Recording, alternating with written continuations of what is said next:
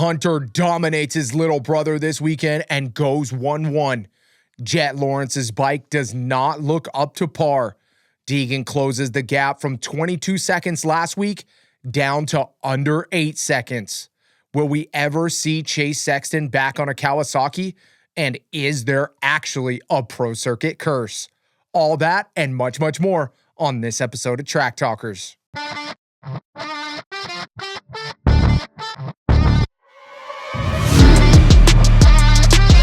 Timer ending now for the 7:23.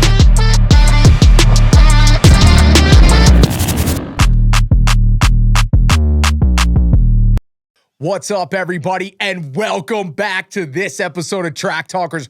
We're going to be covering everything from High Point. We got a special guest inside the studio. He's back at home. Uncle Ty, say what's up. What up, YouTube fam? How we doing tonight? Oh, dude, it's going to be a good episode. I can already feel it. Ty, you know how I know it's going to be a good episode? Because the Deegan fans, the Deeganator is under Jett's skin, bro. Oh, he's flipping him off and everything, dude. Ty, I mean, I don't know. The first question is, okay, let's reverse. Hunter Lawrence dominates the weekend. Before we get into the Jett Deegan thing, Hunter Lawrence dominates the weekend. What a fantastic showing from his bro. The biggest thing for me was kind of what James Stewart said on the show was that nothing happened to Jett. Jett didn't get a bad start. He didn't have to come through the pack. You know, it wasn't like, something had to go wrong to beat Jett. No. First moto, yeah, he had to come through the pack a little bit. Second moto, Ty, it was straight up, no questions asked. He beat his brother mano a mano, right? Yeah, 100%. You can even hear it from Hunter. He said that, the team found something, kind of what he was looking for after Thunder Valley.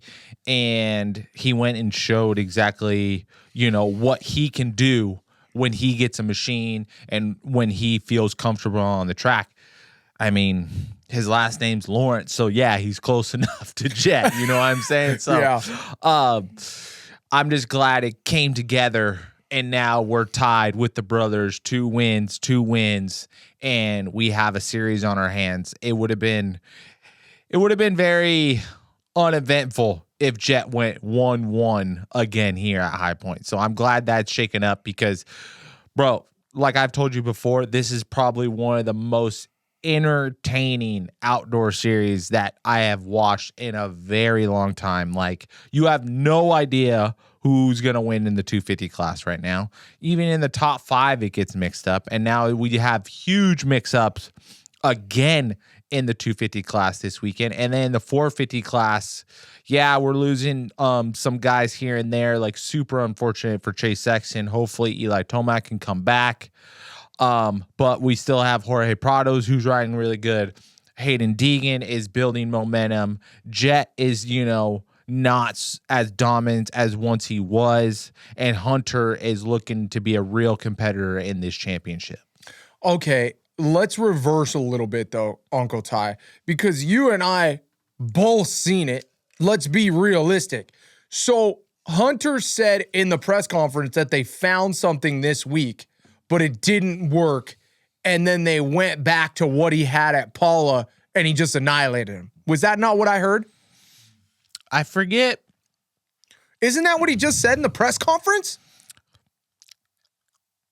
I thought on one of the interviews around Moto 1, he found something this week. That's what I thought, but I thought you were just watching the press conference and that's what he said. What? I mean, unless you heard a different press conference than me. Come on, dude. What? Okay. I could be wrong, but that's what I thought I heard. I'm going to have to double check the press conference. I know you guys are going to check the comments, but either way, if Hunter finds something that, he was grinning ear to ear, right? Yes. How much better did let's throw out, he goes back to the base setting. Let's throw out, they find something new. Let's do, because we're probably one of the only people that can do it, Uncle Ty. Let's do a Moto 2 bike-to-bike comparison on, or even both motos, Moto 1 and Moto 2, bike-to-bike comparison of what you saw from Jett's bike and what you saw from Hunter's bike, because to me, it looked like night and day better. Yeah, but you also know, and probably a lot of our listeners don't know, is like, yes, he knows that he found a setup this week, but that doesn't mean that his bike stays the exact same between Moto 1 and Moto 2. You have Moto 1 adjustments, and then you have Moto 2 adjustments. And I think he made even a better adjustment in Moto 2 because he even opened it up a little bit more in Moto 2. Yeah. And Jett tried, and I feel like he kind of went backwards on his bike. Dude, did it not look like that? Like, Yes. dude, you know what was insane to me? This is what was insane to me. And like, tell me what you've seen. But Hunter passes Jett, and then Jett was trying to do what Hunter was doing, but his bike couldn't even do it. Like, his bike was stepping out. His bike was tuck in front. Like, he literally couldn't even do what his older brother was doing. Well, yeah, I mean, yeah, but Jett knew that. Like, you could hear it on the podium, like Jett just didn't have a flow today. And like, This is Hunter, 2 weeks in a row that he didn't have a flow. I know, but he went 1-1 last weekend without a flow. Yeah. And we're arguing about him going 2-2 without a flow. Dude, the thing is, though, is that 2-2, and I think this is why it's such a big deal. And it's like, I'm sorry, Jett. I want to apologize in advance because it sucks, because it's almost like, you know what it feels like, Ty?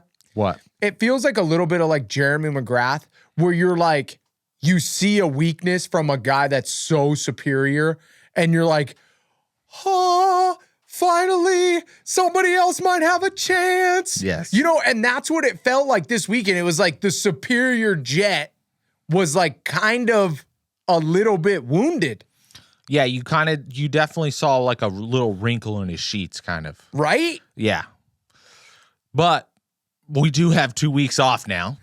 Oh, not good for the rest of the field. Not good for the Not rest good. of the field. So, Oh, we just desensitized the ankle for a few weeks in a row.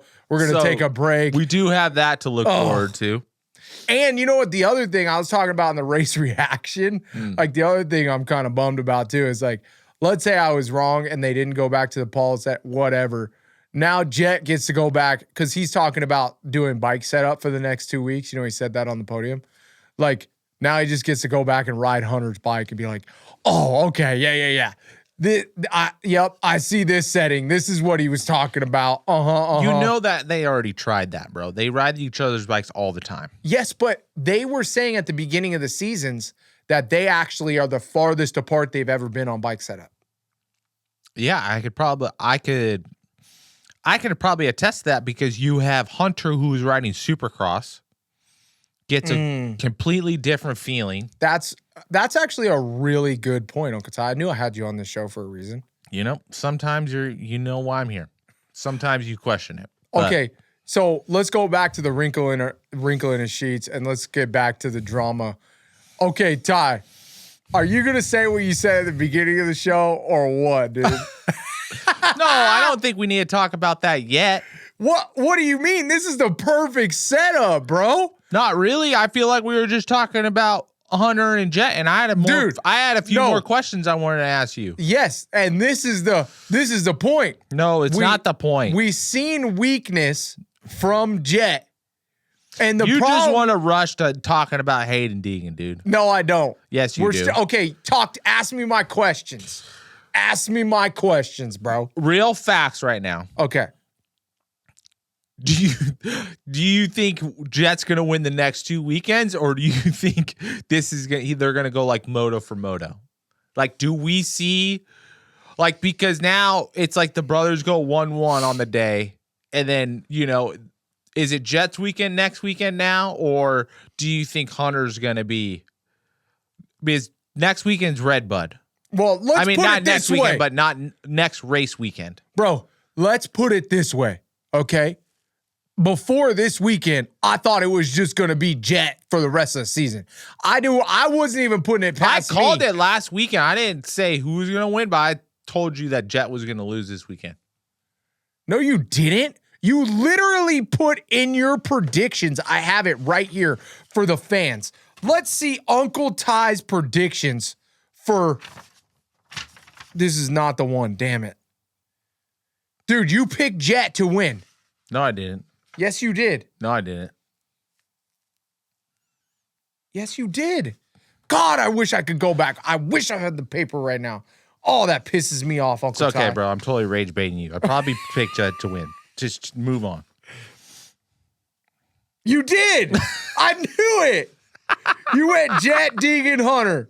I knew it. I knew I had the paper next to me. You totally did rage bait me. Shit, you made me lose my train of thought. Oh, no that's way. what I was gonna say. So I love Hayden Deegan. Is that what you're I saying? love Hayden Deegan. But for real though, I thought before this weekend happened that we were just gonna see the Jett show. I mean, I literally thought it was gonna be dominance. He found his groove. If he's having a bad day and hitting the ruts wrong and he's off and he's still winning in Colorado, and it just looks like he elevates himself no matter what. And today at High Point, he was wounded and his brother was just better. We've never seen somebody mono Jett and be better other than Eli Tomac at San Diego. That is the only guy that we've ever seen, to me, where it was like there wasn't a mistake or a tip over or anything has happened to affect Jett to lose. Yeah. With that being said, Ty, how much do you think it mattered that it was his brother? Like, that's kind of what I was thinking throughout the moto. Like, if that was Jorge Prado, or I guess we shouldn't use Hayden Deegan as an example. Mm-hmm. Let's say, like, if it was Jorge Prado, Chase Sexton, or Eli Tomac in first, do you think Jett would have went and got him? But especially second moto, or do you think that Hunter really just had Jett's number all day and there was nothing Jett could do? I think in the current situation he is in right now, if it was anybody else but Hayden Deegan, it would have been the same result. If it was Hayden Deegan, Jett would have just slung himself. I think Jett would have fought to the end. Because this is my theory too, and this is like, you can attest to this because you've been hurt and coming back, or anybody who's been hurt and been in competition, like, it takes a while for you to feel like 100% where you want to push the results in a competition when you're competing. Yeah. Like right now, his edge is a little off. So I guarantee you those thoughts of creeping in of like, do I want to hammer down or should I just get ready for Moto 2? Yeah. I think I should get ready for Moto 2 came a little bit earlier than he should have backed off, because he even said it on the podium that he got a little too lazy at the end of that podium, and you saw Jorge Prado catching him. Yeah. In Moto 1. Yeah. Yeah. So I think with his foot getting better, with him getting even better fitness, like, yes, I know he's fit, but he's not near the level of fitness as he was when he was in the perfect season, obviously. So I think at the end of the season, if he sees that gap, I think if he's feeling good, he'll be like, all right, let me hammer down right now and see if I can close the gap. Yeah. Because there was no like, let me just see what happens when I push it for a few laps. Yeah. It was just like, hey, let me settle in my pace and get ready for the next moto. Yeah, it seemed like everything had a reservation. It was never like, caution to the wind, go for it, absolutely full send. It was kind of like, hey, whatever I can do to minimize, I'm going to do it. Whatever I can do to kind of not push the envelope in any way, shape, or form. I don't think Jett ever full sends, but like he has those spurts of like, like when he's leading, he's like, all right, let me hammer down 2 laps. Like I was expecting him to get into second and be like, all right, let me hammer down 2 laps and let me see if I can chip away at it. Yeah. Well, I just think that Hunter was better too, though. Yeah, I mean, it doesn't help when he probably wicked it up for like a lap and then saw his brother stretch it out another second. He's like, oh fuck. Yeah. I mean, I think that's what Hunter is doing, and finally Hunter is really like the first guy to execute it well, is you pounce on Jett early, and then when Jett puts in that heater lap, you have to respond to match that heater lap. You know, when you see Jett catch you, you have to make sure that he doesn't feel like he's going to be able to gain on you, which is like the hardest thing to do ever. Well, and this before you start, hey everybody, we're in the middle of the Twisted Tea debrief. If you haven't, go grab a ice cold half and half Twisted Tea at your local gas station or grocery store. We appreciate it so much. Keep it twisted. Always drink responsibly. Ty? And I think going and to get like a whole outside view on it, on a whole nother thing of like not astonished that this happened and we see Jett or Hunter putting such a lead on it. Bro, this shit's happened during the week with both of them like that. Yeah. Multiple times. And if you don't think that's happened, you have no idea what it is to train with a partner like that on a week-to-week basis. Yeah, I mean, it's brutal. It's brutal. Like, even like any day you want to have some weakness, throw that thing out the window because homie's gonna pounce on you. Every day is an opportunity to get confidence. Yes. Well, even like, remember how many, like, you would whoop my ass on race day in Supercross, but there would be some days that I would be faster than you in Supercross. And like, it was messed up because there was days you were faster than me at Supercross where I'm like, I don't know what the fuck to do. Yeah, you'd get all flustered, not talk to me and shit. Yeah, like literally not even talk to you, just load my bike up. I'm tired. Yeah. I'm cooked, dude. I need to go eat and lay down, bro. Yes. I need to take a nap. I'm just exhausted right now. I can't even do it. Whatever it was. I don't know why this thing is mine. There we go. But yeah, I mean, I remember those days, and unfortunately, for Jett, I think unfortunately he's having those days more often now. Yeah, but I would much rather have it with you than a fucking another guy. Yeah, 1,000,000%. You know what I'm saying? Yep. So. All right, let's get into the meat and potatoes too before we leave the Jett thing. He's kind of talking, he's been talking about it in the press conference multiple times, how like, I think Michael Lindsay from Vital asked him a question about how, it's really off camber at this place. Was it harder with your foot?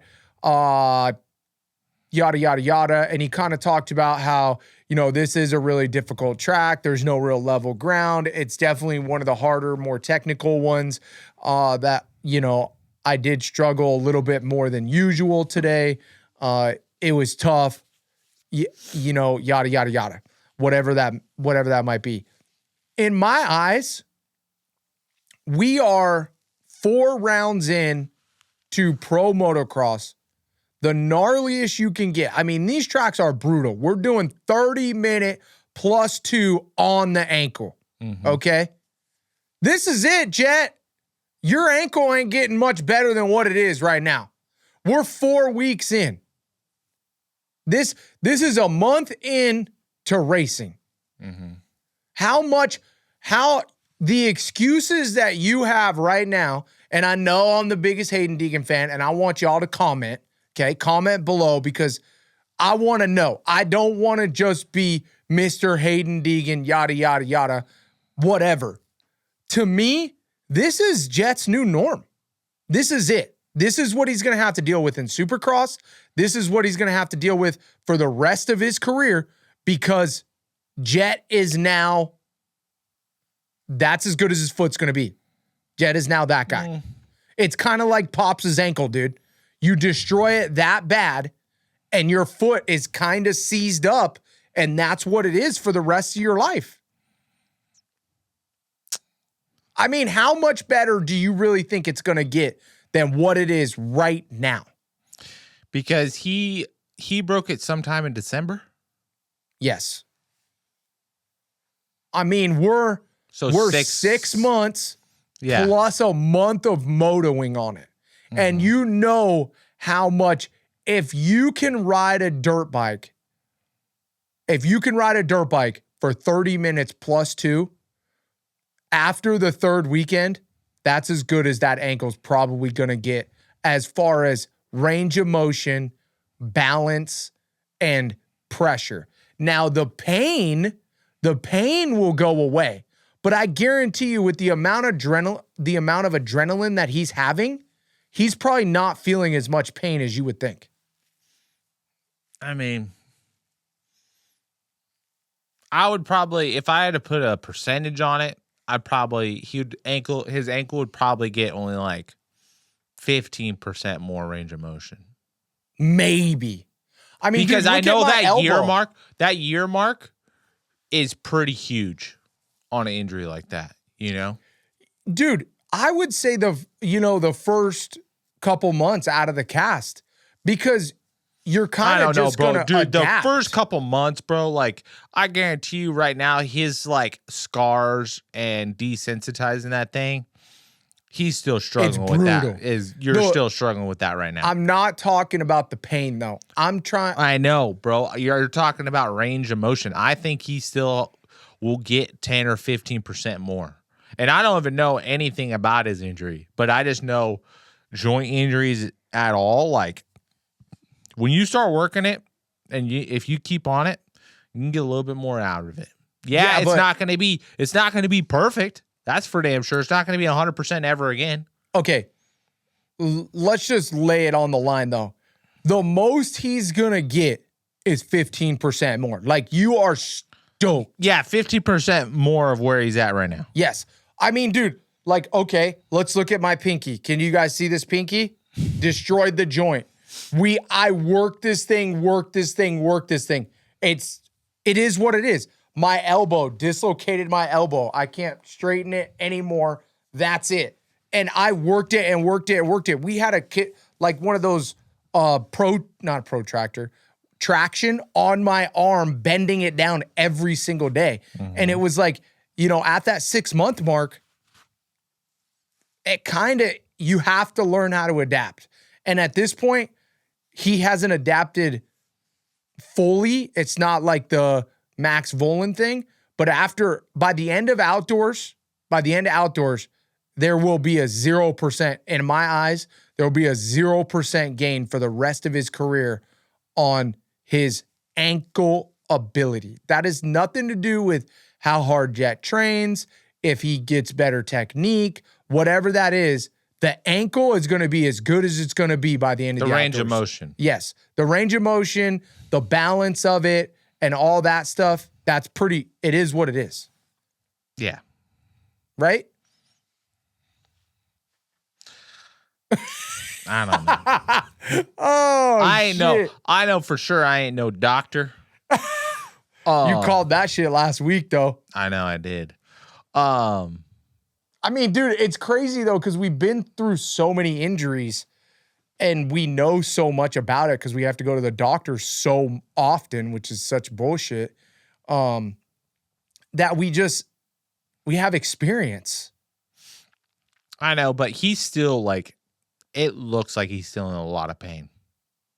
Yeah, but dude, it looks like he's in a lot of pain because he's limping, because he literally, okay, are you in a lot of pain right now from your hip? No. Okay, well, you still got a pimp limp. I mean, yeah, that's because it is what it is, because the range of motion in your hip and the way your hip's working is the way it is. And I think that's there is pain, but that's why I'm trying to say that is he's gonna have a pimp limp for the rest of his life, not because he's in pain, but because he's got 11 screws in his ankle and the thing's not gonna open up. Yeah. Yeah. All right, let's move on a little bit.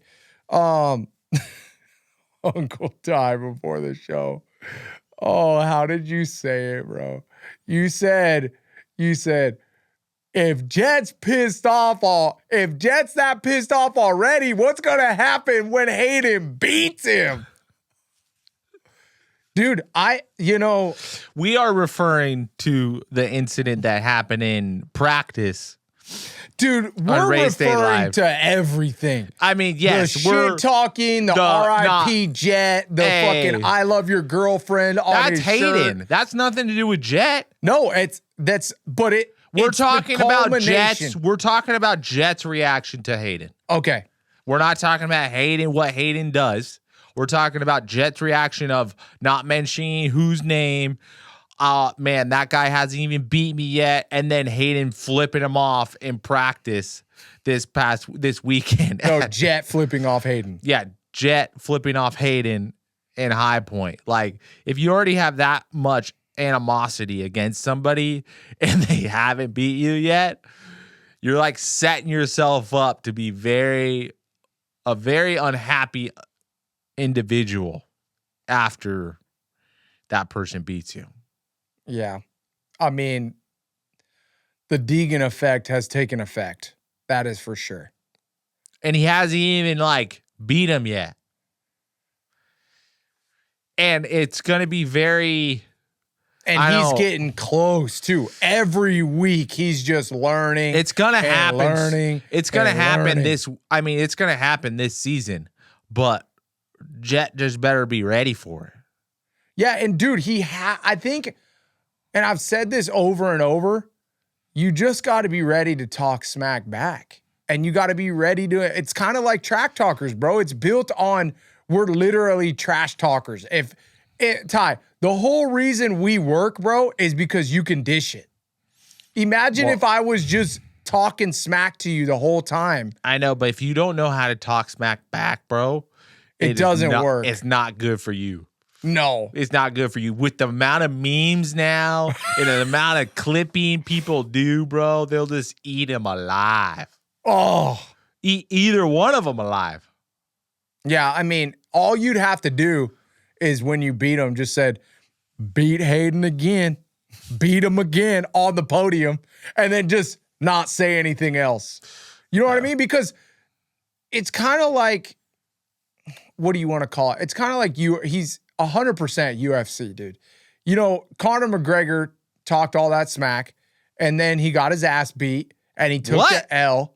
What? Yes. When? He was fucking one of the most dominant fighters there was. Then he got a whole bunch of money. Then he got his ass beat. Yes. And now he's back to talking smack, and he's in the spotlight again. And he had to take an L, and that's part of the deal. You can't be afraid to take an L. And it's like, I just love it. I live for it.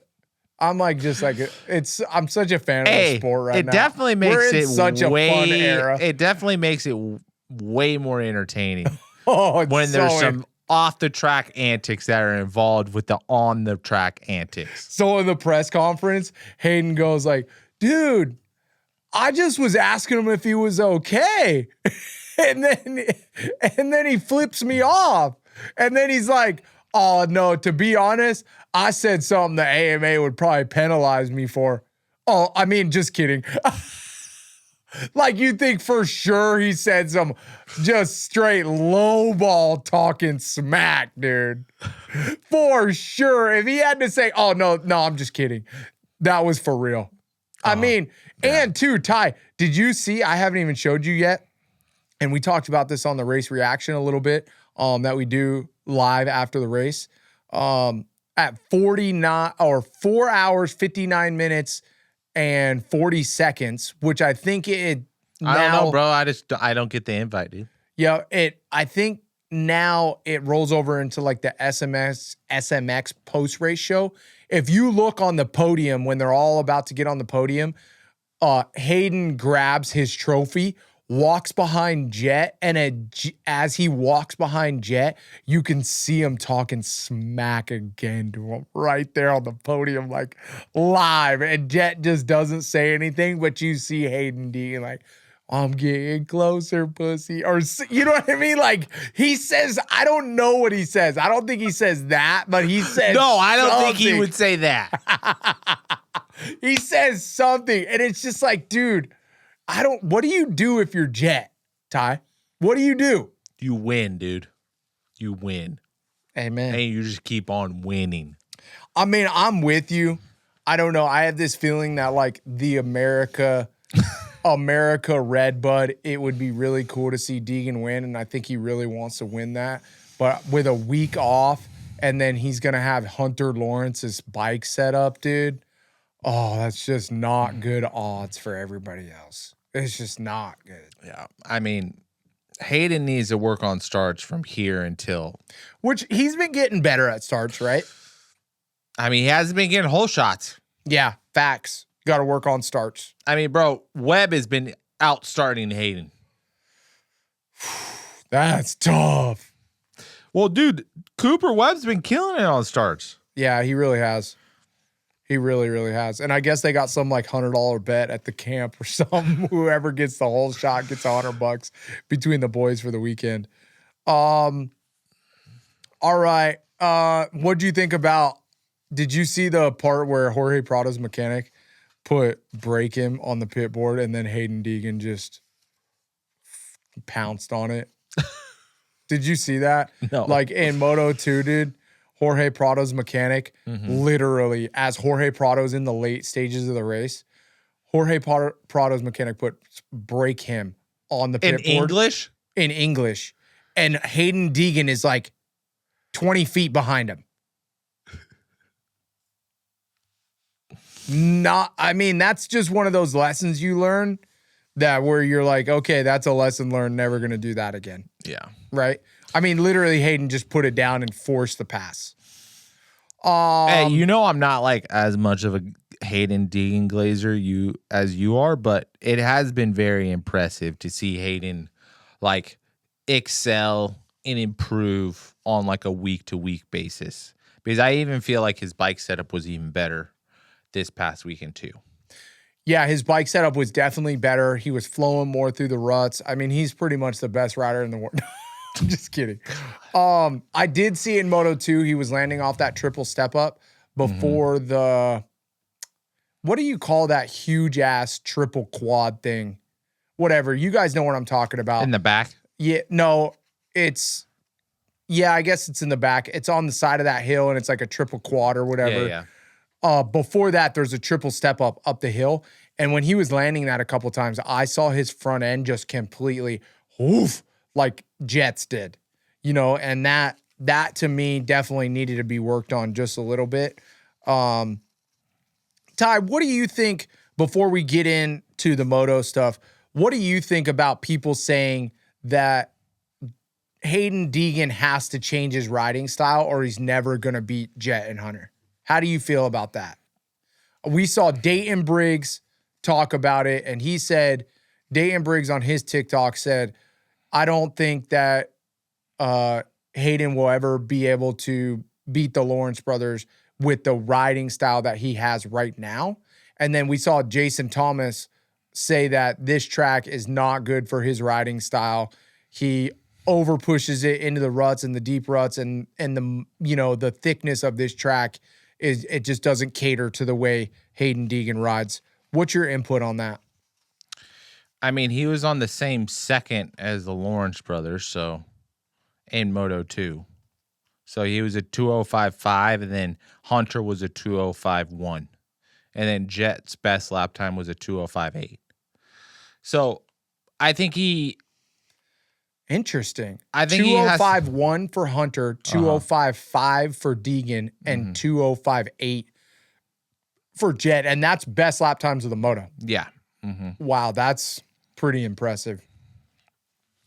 That's gnarly that Hunter. I think a lot of people forget that like there's more than one way to skin a cat because there's so many variables. Ty, I bro. literally in the race reaction said those exact words. There's so many variables while riding on a motocross track like that. You have a lap time of like a 2-minute lap time where you have 14 different corners to figure out how to drop another half a second.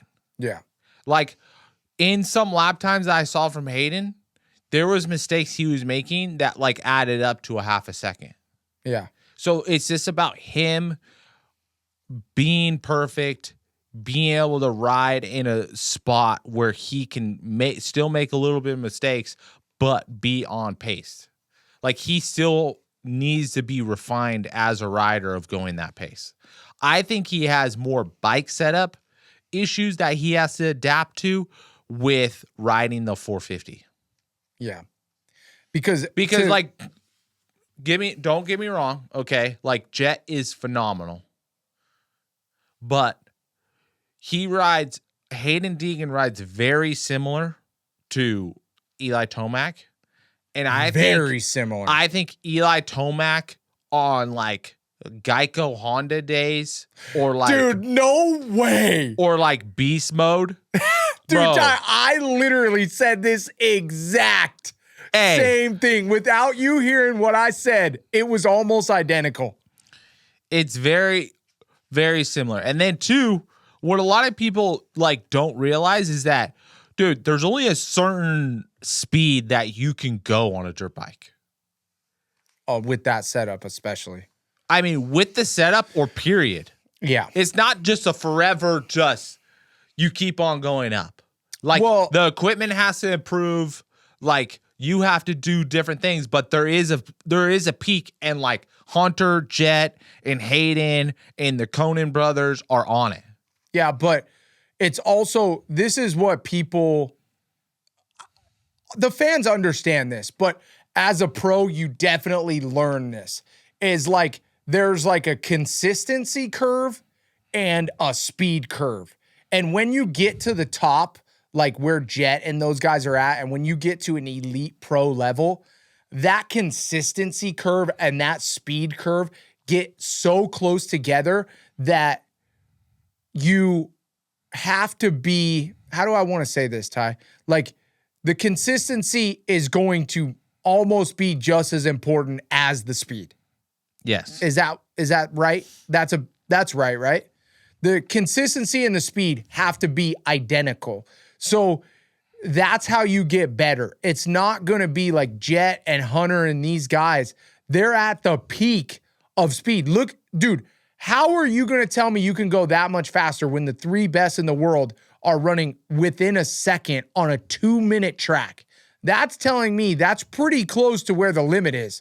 But the difference is that one is running that 2/10 quicker multiple times in a row. Well, everybody's heard that multiple times, even throughout this year. Is everybody's like, oh yeah, I'm gonna get into my pace, my pace. It's like my flow. Yeah, flow. Same fucking thing. Is like whoever can set that pace at the highest bar and keep on clicking off those lap times and sustain that. Yeah. Yep. All right.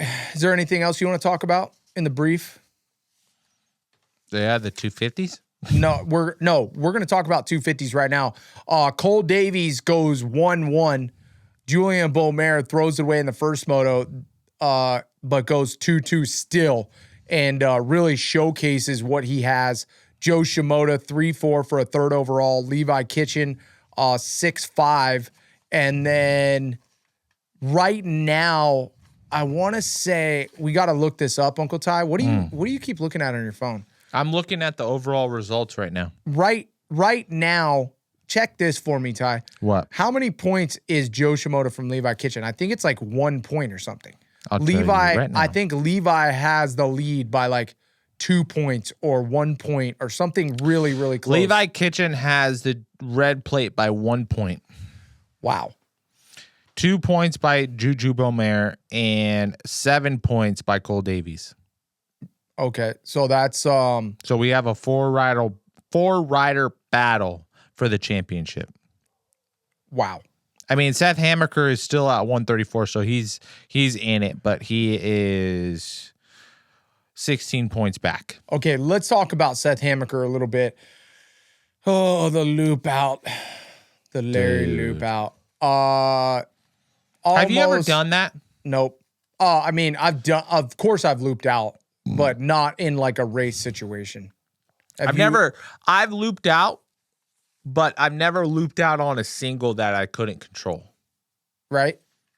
Or like a step up, like. Like I've never even been in that situation, like even close. Yeah. And like, it's so tough because like, Dude, it was like literally mistimed the it by like perfect 6 storm. inches. He like mistimed it by like 6 inches. It was the perfect downside. I don't think you could downside. I mean, it was like some mad skills bullshit. You know what I mean? Where it was like, it just caught him off guard because And it was he wanted, too he perfect. grabbed such a handful because he wanted to catch him or pass him down that straightaway. And it just ripped out of his hands. I mean, almost instantly. Mm-hmm. And the thing was, this is to me what happened, especially through the replays. He hits the side of the jump, right? And he's pinning it to like go before he hits the ground. And he thought his rear wheel was like 2 inches higher and the thing wasn't going to hit for like 3 more feet, but it just like somehow scrubbed perfectly and it hit like 3 feet earlier than he thought. And it just went, Well, yeah, that's exactly what I just said. He mistimed it by 6 inches. okay, cool. I'm glad we're on the same page. I'm glad me and you think so much alike. He'll be back though, right? We saw him walk off the track. I mean, I hope his shoulders are all right. It's the biggest thing. Okay, but here's the thing though, Ty. If you think you're hurt, I don't know. That's a hard Bro, situation. he didn't get back on the bike. Yes, but he didn't get back on the bike because his bar was bent down in an L shape. I don't care. Really? So you think if he was perfectly fine, he would get back on the bike with that L-shaped handlebar like this? We didn't even talk about Cooper Webb's bars coming loose. I wonder if something broke. You think he would get back on the bike with an L shape like this? No, I'm sorry, you're out. I'm just saying, if he was good enough to ride motos, No, Seth he wouldn't Hammaker have. is gnarly. No, yes, he would have. But you can't ride your bike when your handlebar is bent down to the side. Go rewatch it. Maybe. The handlebar was bent like this, and I think that's why he didn't get back on his bike. Maybe Because he got up, he looked like he was kind of hurt, his left shoulder. He got on the cart, and then you seen him walking back to the pit on his own. Tell me what you think walking back to the pit, if your bike is unrideable, is telling you versus riding out on the golf cart, on the medical cart. That's telling me that he wasn't healthy enough to get back on the bike. The bike was unrideable, Ty. I would have at least rode the bike back to the pit. Was unrideable, Ty. You don't know that. Okay. You talk about Julian Beaumer. Talk about Julian Beaumer where I pull this up. The bike was fucking unrideable, dude. I'm going to pull it up right now. Talk about Julian and his results. Talk about him crashing in Moto 1 while I pull this up. I'm pissed. Addy is fired up today. Yeah, because don't tell me he's going to get back on the bike when the bike's unrideable, bro.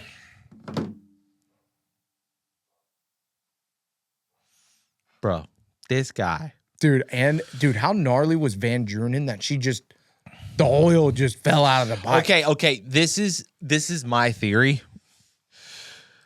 I think the oil plug cap came off because if you see the video, she's tightened it down a lot, like extra lot.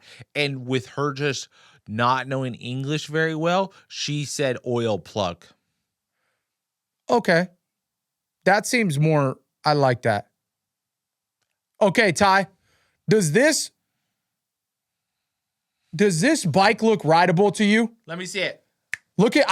I'm not throwing you my phone, Yeah, dude. you can. Look.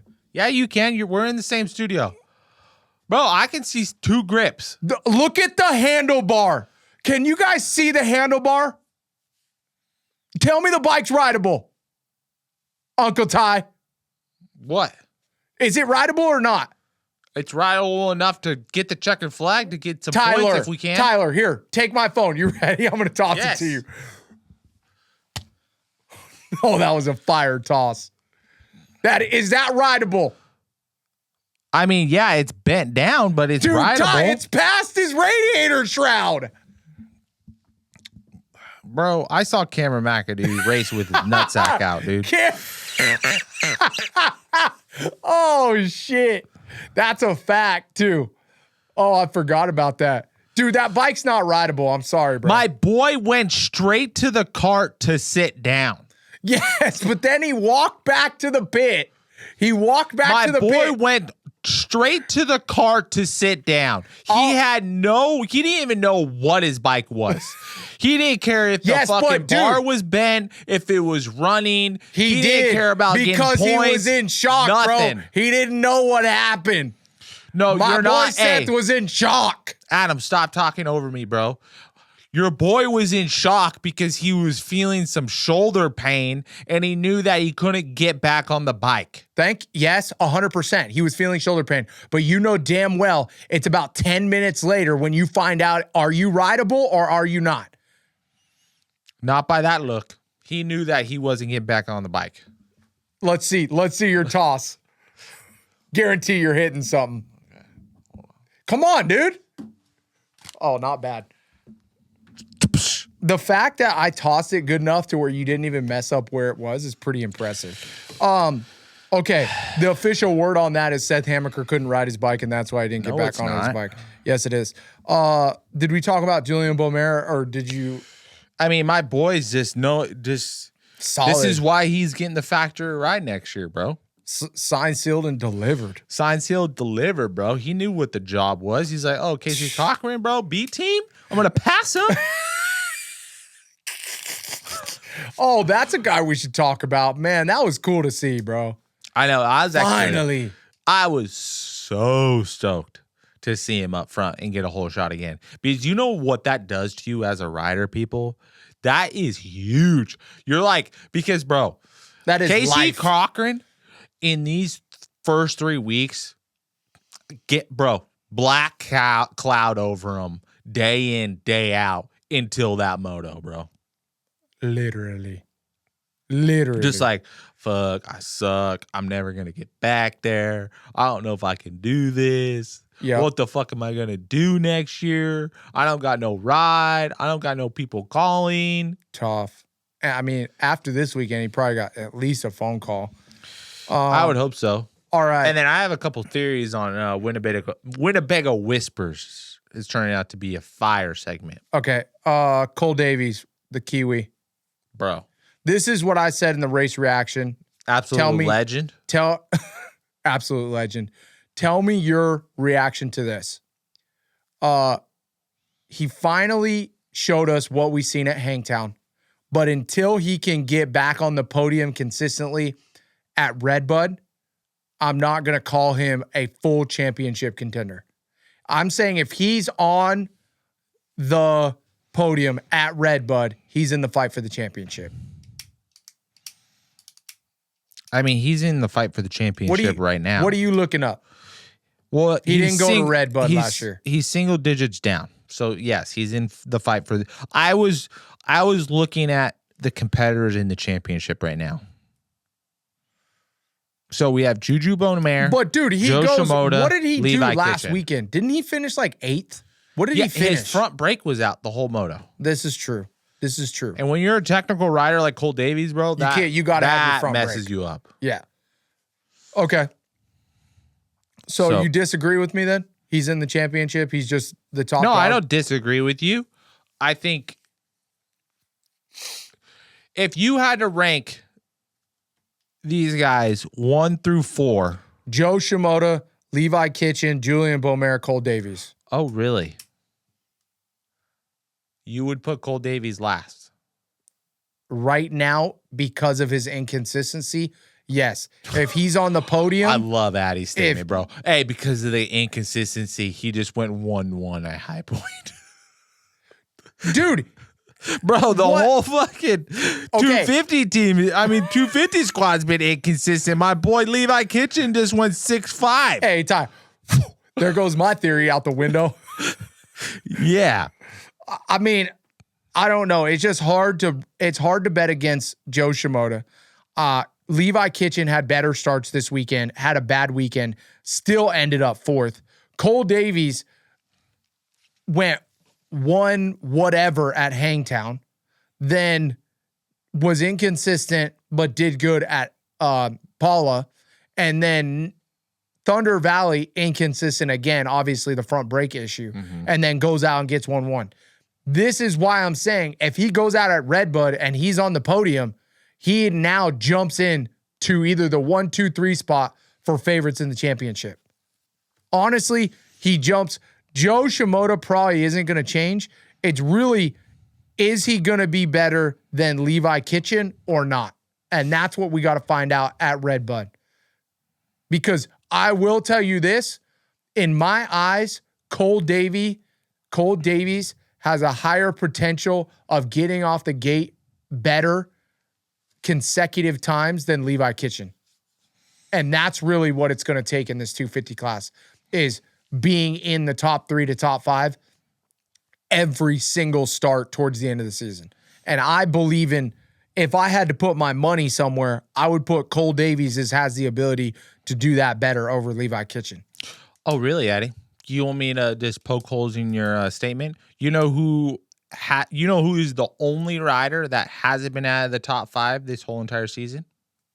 On a start? No. In the motos. In overall results, who hasn't been out of the top 5? Levi Kitchen. Yep. Okay, well, let's break that in theory, because he went 113 and 110 or some shit. 113 and 1-8 and got 4th overall. Doesn't matter. So he's out of the top 5. Bro, overall, bro. Okay, cool. Congrats. Still out of the top 5. I mean, he's still winning the championship, so he is. He's got the red plate. He's technically in the driver's seat. Talk shit, get hit. He's in the driver's seat. To me, Joe Shimoda's the man to beat. He's going to be the guy that you're going to have to take it away from. And Levi Kitchen is going to have to earn that spot week in and week out, and so is Cole Davies. Do I believe that Levi Kitchen and Cole Davies have the potential to do it? Yes, but which one of those two is going to get their shine on? And I don't think you can sleep on Juju Beaumer, because if he didn't go down in like Moto I said, 1, I'm not he talking about won. Juju Beaumer because I don't want to put the pressure on him, because I just want to see him do good. Oh, God. Juju, you can't sleep on Juju. I just don't want to hype it up too much, because I want to let Juju just keep doing his thing in the background, and then who knows, he'll win the championship. All right. Ryder D. Francisco definitely moving in the right direction. Our buddy Lux Turner, 11-12. What happened to our boy? Is Nick Romano okay? Nicholas Romano, 17-22. Mm-hmm. Yeah, he's okay, but his ego's hurt. I know. That one hurt. Aiden Kiefer, 39-32, baby. Welcome to the outdoors. Oh, what about Vincent Way went 22-18? Yeah, Vincent Way went 22-18, and Cade Johnson 27-19. So pretty cool to see those guys doing that. Yeah. Yep. Aiden Kiefer, pumped to be in the motos. He has a lot of speed. He's just got to figure out how to lay it down on the weekends. Yeah. Which he's going to learn. I mean, he's in a tough spot. To me, in my eyes, he probably went pro a little early, but he's in a situation where sometimes you got to step up and you got to come up to bat, whether you like it or not. And that's what he's doing. Mm-hmm. And he's in the motos, he's learning, and he's got a dad that is really, really smart and good with bike setup. And I'm sure he's going to excel. He just needs to make sure he's not overdoing it, taking as much in as you can and trying to get better starts. I know, but I think about this a lot because of like kind of how my career went and stuff like that. Yeah. At that age, you don't want to destroy a young kid's ambition of like giving them almost a too big of a hill to climb. Yeah. You know what I'm saying? Mm-hmm. Because like all the kids from 15th to 40th, I think have pretty similar skill sets. It's just the ones that have the fitness and then believe that they should be in the top 15. Yeah. Is the only difference. Yeah. Because I guarantee legitimately. If you took Aiden Kiefer and put him on Paula on a local day against, let's take like Jack Chambers. No, that's the 450 class. Sorry, it's on the table. If you took Aiden Kiefer and put him up against Hunter Yoder, Gavin Towers, Cade Johnson, Jeremy Fapani, Avery Long, Gage Linville, he's going to be pretty close lap times wise on a Thursday. Like if you had 3 of those dudes in a moto, like I guarantee he's probably battling with those kids. Yes, without a doubt. But you put the whole situation in a hole, and then you change your kind of output of like, oh, let me just get in the motos and survive these. Yeah. And everything. Then all of a sudden your race mentality changes of not attacking it as like a Moto 1, Moto 2. And instead of like, now you're like in this kind of survival, let me just figure this out. Yeah. Where like now, like looking back at it, it would have been sick to do outdoors and then go up to Canada, be in the top 5 or battling, you know, thinking that you're somebody battling for the top 5 and actually like racing professionals, long motos, get that figured out and then jump back in. Yeah. You know what I'm saying? Mm-hmm. Because I always felt so much better when I would go to outdoor race. And then I would go to like a local race and just fucking whoop some ass. Yes. I would ride 80% harder, 90% 80%. Yeah, I would ride probably 80% harder at a local race because I knew I was going to win than I would do at a national. And too, just because you know that the shit's going to end in like 7 laps. Well, no, I mean, there would be some long motos There'd too. There'd be 20-minute motos. But like, you know, when you're in 27th, you're kind of in no man's land, bro. You're and then like, you see that dudes are flying past you, pinning it. Well, you see that blue flag coming by, and then you're like, oh shit, let me stand up here, let me fucking do this. Yeah. You know, let me just keep on cruising around. You don't even feel like you're racing. A lot of the times you don't feel like you're racing. Kind of sucks. It does suck. But that's why I'm saying you don't want to get used to that feeling. You want to be attacking. Attacking. That's the only difference between 15th and fucking 35th. All right. 450s. Hunter's the GOAT. He's probably like him and Hayden are my favorite riders. You know what I love about this weekend? What? Is Hunter's percentage of being able to win this championship just went up immensely with this weekend, bro. Oh, he's the favorite. No, he's not the... Bro. I wish I had a fucking wax stick. Okay, he's not the favorite. He doesn't have the red plate. I get it. Uncle Ty. But relax, bro. He definitely made it a lot more interesting and a lot more entertaining. Yeah. That he won this weekend, and I'm really looking forward to Redbud. Okay. Jett Lawrence got smoked by his brother. Yep. Anything else? I thought you'd be a little bit more supportive of Hunter, dude. That's big brother fucking energy right there, whooping up on Lil Bro. You thought I'd be more supportive of Hunter? Yeah. I'm all in on Hunter. Like, literally, if you took me to the casino and you said, dude, pull a Hunter Lawrence, I'd take all my chips and put it on the table. All of them. I'd put them. You know what I would do? I'd go to the roulette table and put it all on red. 9 and 6. Oh, hell yeah. Hayden Deegan, baby goat. What's the point spread on the 450 championship right now? Dude, 2 points, bro. Hunter's in the driver's seat. God, dude. Okay, what's Hayden back? That's all we need to know. That's all we need to know. Tell us what Hayden is back. What's the point spread between first and third? 30. I know you can't count. Just What? tell me the point spread. 182 and 144. Oh, what is that? 36? No, 38, dude. Is it really? Is it really? No. What is it? 182 to 144? No, It it's is 38. Yeah. It was meant to be, dude. Oh my God. It was meant to be. It'll be. Oh, that's fucking funny. 182. We're going to double check our math. 144. 38.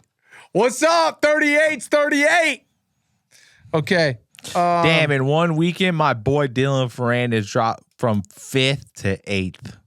I know you're like, you love glazing Dylan. Dylan's a good guy though. Bro, Dylan's tight. I know he is. He's actually really cool. Jorge I just Prado. want him to hit him the incentive so he doesn't have to worry about a ride next year, bro. I know. Jorge Prado. 122. No, I don't. Give me your take on Jorge Prado. Quick take. Quick take? Quick take. Quick take on Jorge. I think Solo. he's solo salmon out of a can. Jorge. I'm not talking shit when I say this. Yeah, you are. You're 100% talking shit. You hate Jorge. I do not hate Jorge. We love Jorge. You hate Jorge. I do not. Why do you hate him? Because it See, doesn't look like I knew it. You guys just heard it. What? he is just figuring out how good these guys are, I feel like. Yeah, like he got a little wake-up call. Like like now he's on a KTM. He has no more excuses to hide behind. And he is getting passed by Hayden Deegan and his ass whooped by Hunter and Jett Lawrence.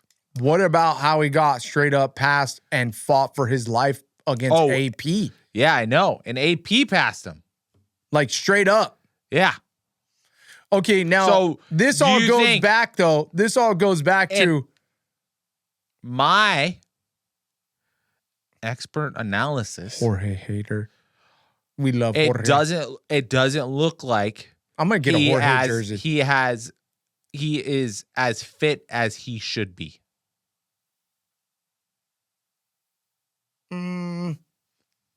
I call. Second motos, he BS. kind of gets caught. I was and gonna kinda say gets pulled. cap. I was gonna say cap, but somebody in the comments said, "You're old as hell and saying cap, cringe." So I call BS. Then what do you amount it to, Adam? Why does he get a little bit more pass in Moto 2 than Moto 1? I would slightly agree with you. He could have better fitness Because and his strength. his fastest lap time was a 2:06.1. That was almost a second faster than Aaron Plessinger. So Aaron Plessinger just had more pace than him. Okay. I would say that his So- bike setup has been a little off, but I would also say that Hangtown kind of ruined him for the season. That's Do you another agree? reason Do you agree or disagree? he needs to get more mentally stronger before he turns into what's his name? He needs to get mentally stronger, Yes. not mentally more stronger. I could be wrong on that, but I'm just gonna, yeah. It's all right. We love you, Uncle Ty. All of our Track Talkers family loves the fuck out of you for some reason. All Because right. they just hate you. All right. I'm like Hayden Deegan. They just Oh my hate. God. They love to hate me. They love me, but it's only because they am I love to wrong hate for me. saying that? No, you're not. Is my eyes lying to me? No. I think he could be stronger. I agree. Short answer. If I was in Jorge's camp right now and I was like, hey, bro, Nope, like, don't even say anything. We'll do him for if this was my rider. Number 5, Aaron Plessinger. Weekend take, short, quick. bro, keep on going in that direction. Bro, did you see Hayden Deegan posted a picture with my 2 favorite riders, bro? AP and Hayden Deegan took a picture together. If you guys haven't seen it, go to Hayden's Instagram. It made me smile ear to ear. My two favorite riders. Well, I got another one, but I didn't see it because I ain't a true Hayden Deegan fan, apparently. No, you're not. But yeah, that was cool. AP and Hayden Deegan took a picture together like this. It was pretty sick. After the moto. Yeah, keep on keeping on. Do it for Dale. Garrett Marchbanks making the Kawasaki look good again. Make Cowie great again. Garrett Marchbanks. We should get him a hat that says "Make Cowie Great Again" with a Track Talkers logo on the side and make it green. That'd be pretty sick, actually. Would that be tight? That'd be tight. Let's do it. All right. Garrett Marchbanks just out there making Cowie great again. RJ Hampshire, just, I don't even know. Like, what do you even say about that dude? Bro. What is he made out of? Like, who, like, when Jesus made him and gave him willpower, like, I think he just added a lot. Like, a lot. Like maybe like willpower was in a glass and it was like water and actually And they just gave him a little too much. somebody bumped him and like just poured it like hella in there on the RJ Hampshire. Cause I've never seen somebody push that hard no matter what happens over RJ. Right? Yeah. I don't know, bro. I like that. I like to sum it up like that. Well, that was the Twisted Tea debrief brought to you by Twisted Tea. Make sure you go to your local grocery store, grab a half and half. Absolutely delicious. They are dangerous, though. They taste so damn good that you don't even really know you're drinking alcohol. Make sure you drink responsibly, but always keep it twisted. All right. Our show brought to you by Dirt Trick Sprocket, Stan Benson Racing, Guts Racing, and Dylan Young Enterprises. Go to dirttricks.com. Grab the code TrackTalkers26. Get hooked up. Get a brand new rotor, get the Elite Sprocket kit, or get a sprocket that lasts you 300 hours. Made in America. You can also get them on the phone so you can talk to somebody, okay? This is a real person. This is not some bot. This is not some AI operator. It is a real person. It is made in America. 300 freaking hours on a sprocket. Ty, are you kidding me? That's insane, bro. 300 hours? What do you even do with that? You just keep on riding, bro. Keep on riding for cheaper. Between that and our discount, why do you not have a Dirt Trick sprocket? It's a win-win. Win-win. Stan Benson Racing, get all your favorite parts and accessories. Go to stanbensonracing.com right now. Get anything you need shipped to your house or go to the shop in Bakersfield. Go check them out. Grab the gear, grab whatever you need. And Dylan Young Enterprises out of Paso Robles, California. If you need a house built, if you need anything, drywall, new kitchen, blah, blah, blah, blah, blah. We do it all. Dylan Young Enterprises out of Paso Robles, California, and Guts Racing, the new RF1 seat between a gripper seat and a regular seat. No seams at all whatsoever. Don't ruin your phone when you wash your bike. Make sure it's brand new and get the perfect combination, Uncle Ty. All right.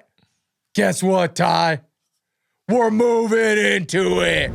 Brought to you by Dirt Trick Sprocket. Welcome to Moto Court. Court is now in session. All right, our Moto Court questions. Here we go. Court case numero uno. Will we ever see Chase Sexton on a Kawasaki again? Court case number one. Court case number two. Can Prado bounce back and be in the championship fight? Court case number three.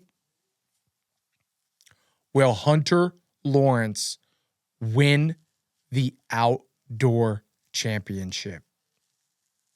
Uncle Ty, the floor is yours. What do you pick? We got to talk about Chase Sexton, right? Dude. Do we? I mean, I guess we do. I know we did them last week, but damn, I guess we just got to double down. Right? It's real this week, bro. It's real.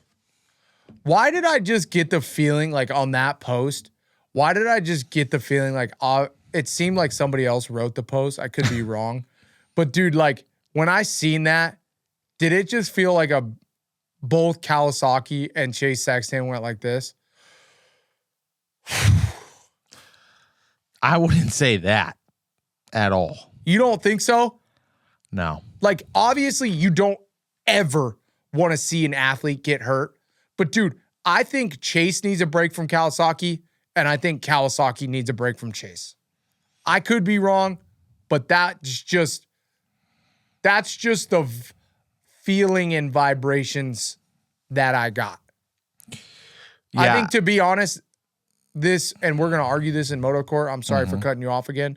But I think this really is the only way that, and the only shot of him and Kawasaki staying together. What? Yes. You think this is a good shot for him to stay together? Okay. You go. Moto Court, 90 seconds. Oh, are you going to give me a 3, 2, 1?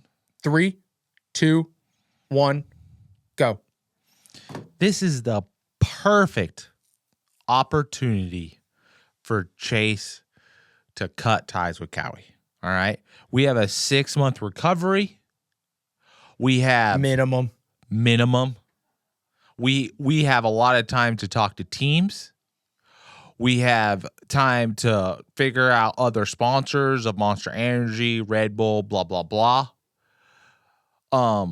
Not ideal for bike testing, so he's going to have to commit to another team if he does go with another team without riding the bike, what I don't really like. But that is the only thing against him right now. This is a perfect situation where the two can be separated, think about what they both want, and I think both of them want the same thing. They want Chase to be happy, and they want Chase to win motorcycle races. And if Chase doesn't think he can do that with Cowie, guarantee you Cowie would like to part ways or figure out a situation that Chase can do that. And I think that's going to be the best situation for Chase, is to go somewhere that already has a proven grounds where he's not doing a lot of testing and more package deal. Yes, there's been a lot of rumors of this team and that team and another thing and blah, blah, blah. Are those 3, any, 2, I don't know, true to it? 1. We will see. But I think this is a perfect situation for Chase Sexton on figuring out what he wants to do to set up his future. All right. Here we go. 3, 2, 1. Chase, look it, bro. It's Kawasaki talking to you. Go to Hawaii, brother. Take a break. Go relax on the beach. What we're going to do, okay, we're going to get you a brand new motorcycle. We got it coming out this year. Don't worry about it. We all just need a break in our relationship. It's like any, high tension relationship. We just started off on the wrong foot, okay? We didn't have the chassis we wanted to have. That's all right, okay? We're coming back with a whole brand new chassis. We're going to go down to Miami and put some raw mods on, and we're going to get this new chassis ready for you. You just take a breather, take a break. Look, this is all I'm asking for. Once your knee heals, give us 2 weeks on this brand new chassis to ride the bike. You clear your head. Don't worry about racing. You probably needed a break anyway because you've been riding and racing more than anybody other than Justin Cooper, okay? And it's catching up to you, and it's been tough. I know that. But just take a break, go relax, unwind. You got your paycheck. You got a whole bunch of money. Right now is the time to sit on the couch, enjoy the time that you have, take your moto vacation, heal up, heal your mind and your body, come back. We're going to have a brand new bike ready for you.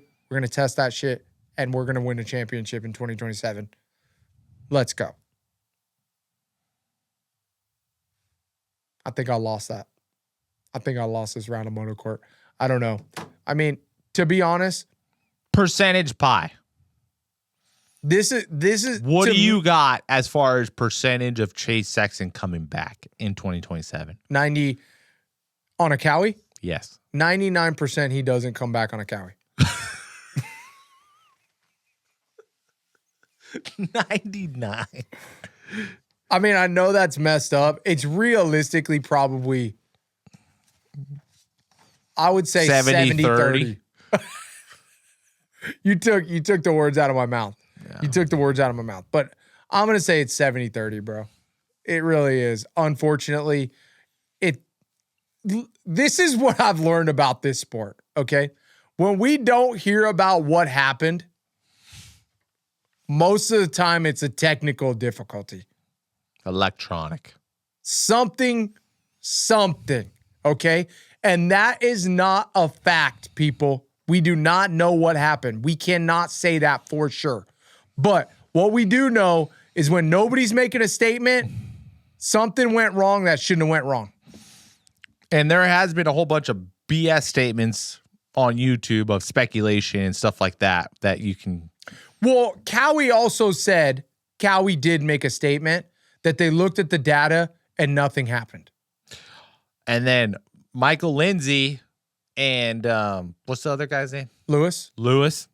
We're like, we talked to multiple people through the pits, and that's why we're at the races, because everybody was like, hey, have you heard Chase's bike? Hey, seemed like it was blubbering before he even got on the track. So before the second session, people were coming up to them, talking to them. Before whatever session that was in press. Before the accident or after the accident? Before the accident. Oh, that's not good. So. All right. Well, I don't really have much more to say about that. No. We good? Yeah. All right. Well, thanks to Dirt Trick Sprocket, you guys, and this Moto Court session, we've come to a conclusion. Moto Court is adjourned. All right. Next segment. It's going to be a good one. Brought to you by Dylan Young Enterprises. Welcome to If This Was My Rider. This is a segment where we take a rider and we, I guess, become the team manager or the coach for that rider and tell them what they should be doing. Mm-hmm. Because either they're doing something real good or they're not. And you're about to find out. This segment usually, if you're not really doing what you're supposed to be doing. Yeah, it's really turning into like a what do you call it? Like a get right meeting. But here at Track Talkers, we always try to put a positive spin on everything because that's what we do. We're not trying to be all the negative news, okay? We want to be positive. That's what we're about, Uncle Ty, right? Positivity. We hit you with the bad shit, and then we end with the good shit, right? Yeah. Not enough people appreciate that. Start with the not bad. enough. Start with the bad. Not enough. End with the good. Don't just hit them with the bad and end with the bad.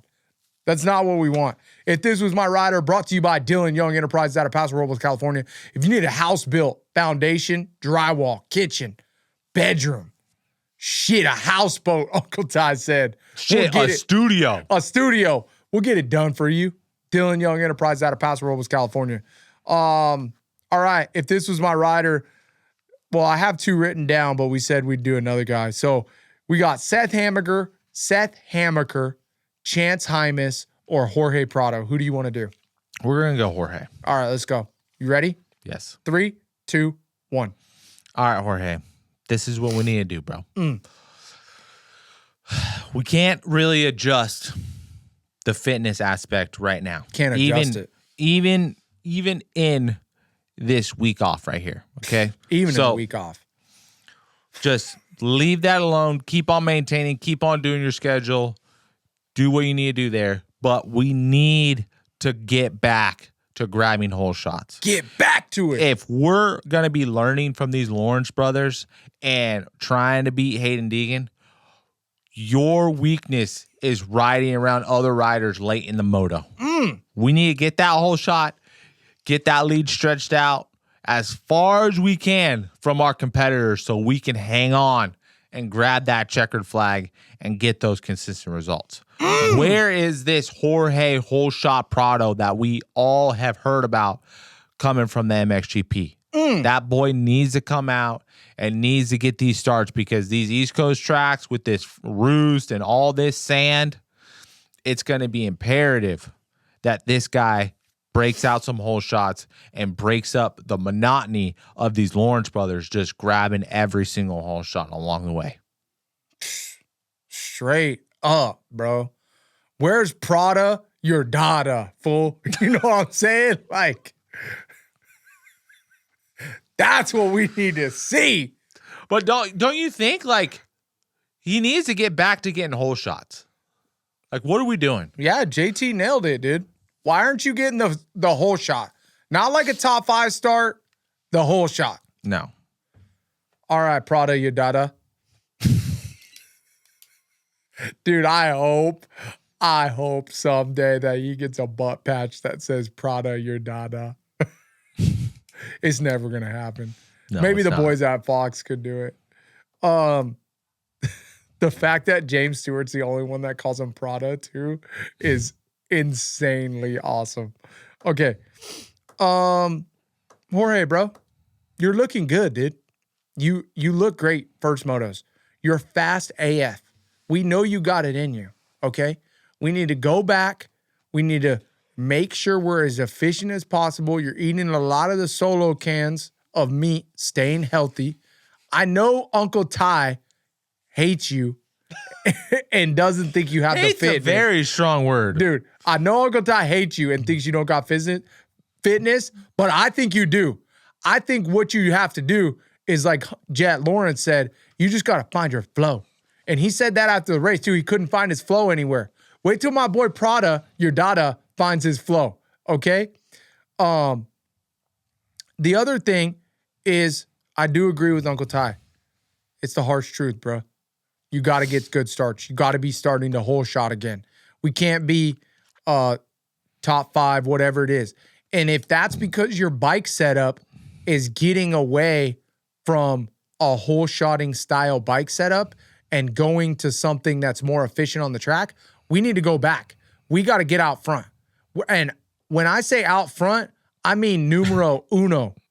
Not like numero tres or dos. Numero uno.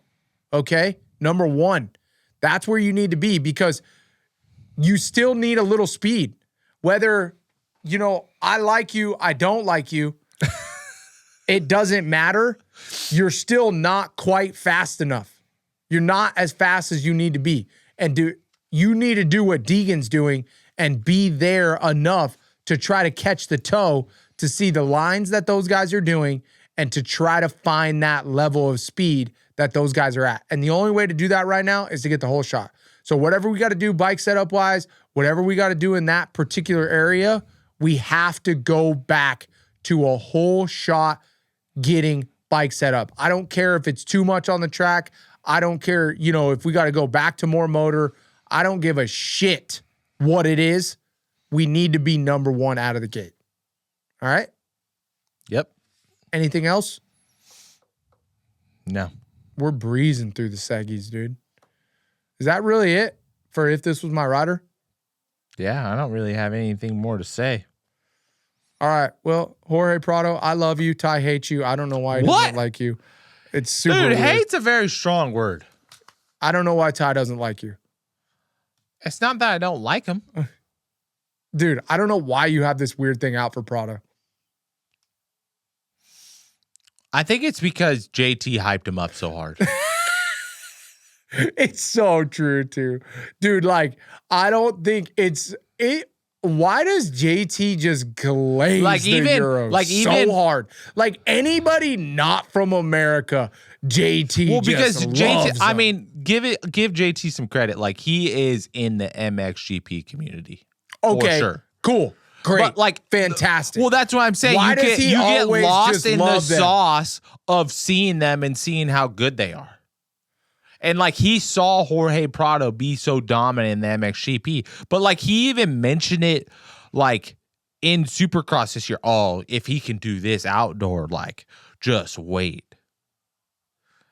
And like, bro, I'm trying to get some stats on like if Jorge's even passed a single rider past the 15-minute mark in the second moto. Yeah, he has. When? He passed Hunter Lawrence on the first lap of the second moto at Paula. Past the 15-minute mark. Oh, I thought you were saying before. No. I mean, I know he's past riders, but I'm just saying. Clinton Fowler, if you're watching, you know the stat we want. That's the stat I'm looking for. That's the stat we all want. We want to hear James talk about that stat in 2 weeks at Red Bed. I mean, I know he was looking good before his bike blew up on like catching Hayden, but the likelihood of him catching and passing Hayden was tough. I think he's passed somebody after the 15-minute mark. Didn't he get a bad start one time? He had to come through. Yeah, at Hangtown second moto, right? He had a bad start. 13th.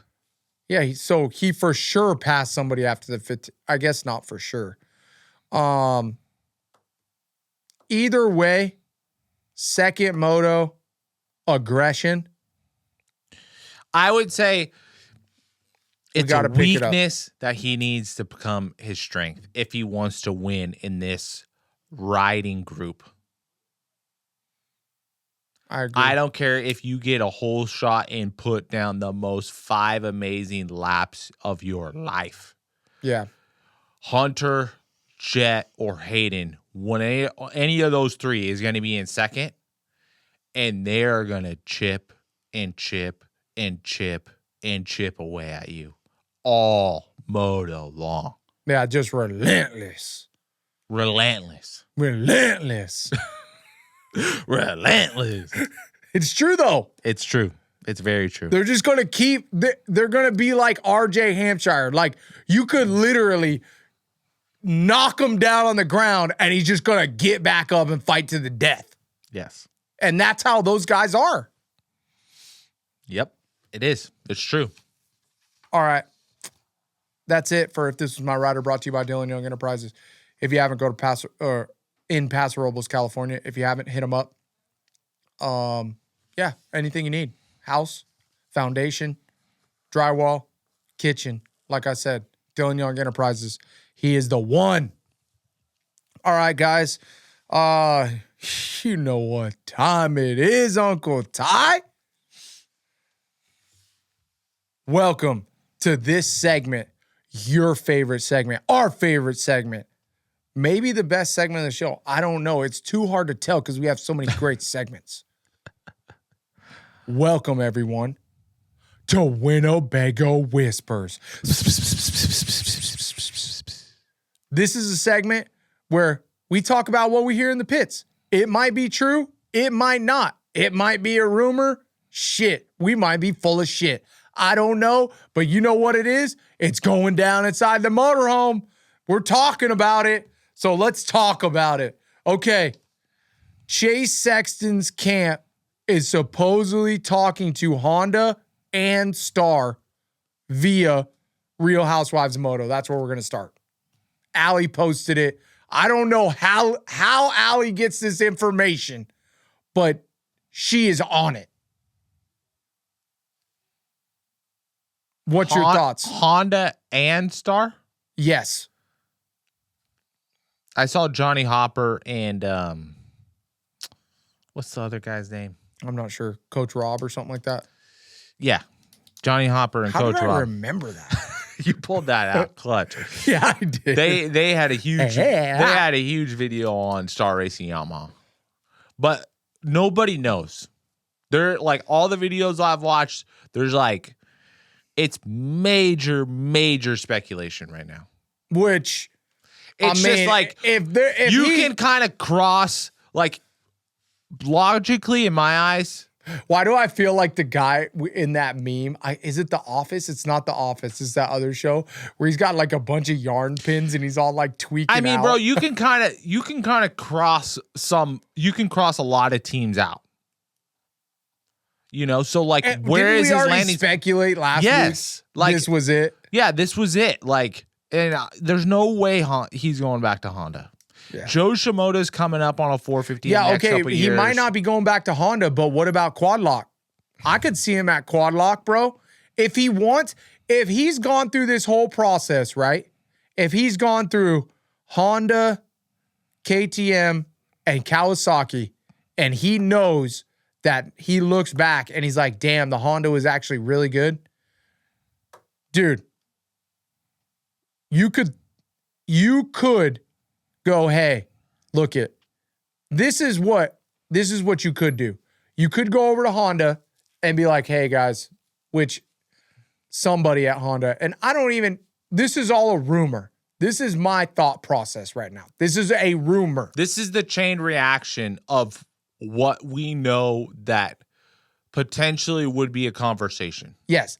This is not even that. This is what I would do if I was in Chase's camp and I wanted to be at Honda.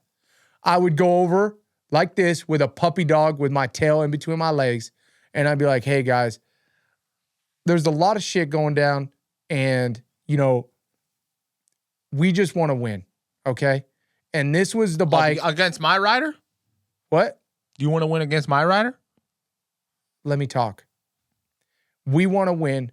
And when we were on Honda, this is all hypothetical, okay? When we were on Hondas, it felt like we had the best bike under us from the past. And this is if Chase even felt like that, okay?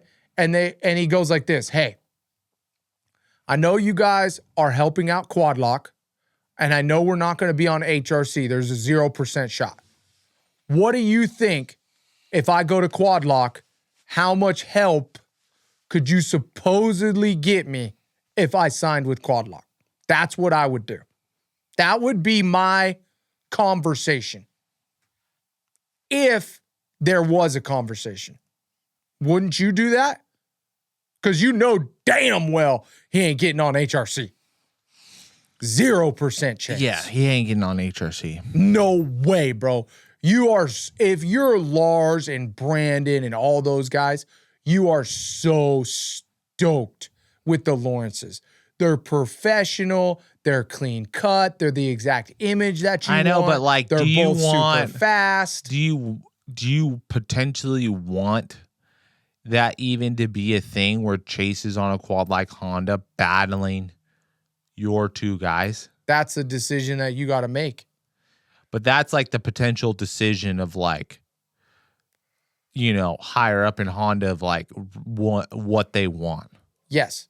But, like it also is a decent situation in the fact that you stay like where you're not touching it.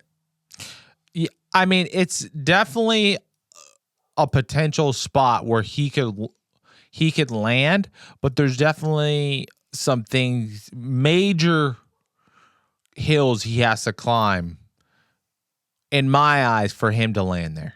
As far as like getting factory suspension, getting factory motors. I don't think you're getting factory suspension. Well, he has to pay for that. The team would have to pay for that for Chase. And then the factory the factory motors is up to Honda.